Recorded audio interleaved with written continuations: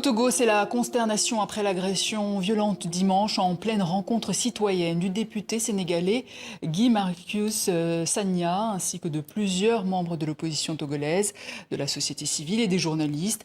Agression par des hommes en civil qui ne cessent de faire réagir au Togo comme au Sénégal. Reportage Mathieu Abalo, récit Luc Hurtel, Christophe Arnois. La salle avait été réservée. La scène se passe lors d'une réunion de citoyens togolais dimanche à Lomé. Le député sénégalais du PASTEF, Guy Marius Sagna, prend la parole à la tribune. Ça veut dire peut-être qu'il y a des gens qui ne voulaient pas que cette rencontre ait lieu. Au moment de chanter l'hymne national, la réunion est brutalement interrompue dans la confusion. Présent au moment des faits, ce journaliste raconte l'agression.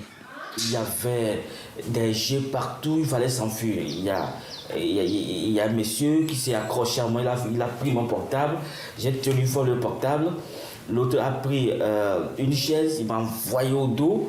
Plusieurs personnes ont été blessées, dont Guy Marius Sagna, en visite au Togo à l'occasion d'une session extraordinaire de la commission du Parlement de la CEDEAO.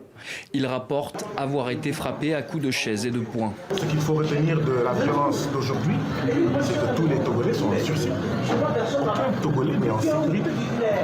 Parce que quand on bastonne un parlementaire de la CEDEAO qui a une immunité et qui est en session ici au Togo, ça veut dire qu'on peut bastonner tous les Togolais. En juillet, au Parlement de la CEDEAO, le député avait critiqué ouvertement le gouvernement togolais et dénoncé une dérive autoritaire. Le ministère des Affaires étrangères sénégalais a publié dimanche un communiqué dans lequel il condamne l'agression et demande qu'une enquête soit immédiatement diligentée.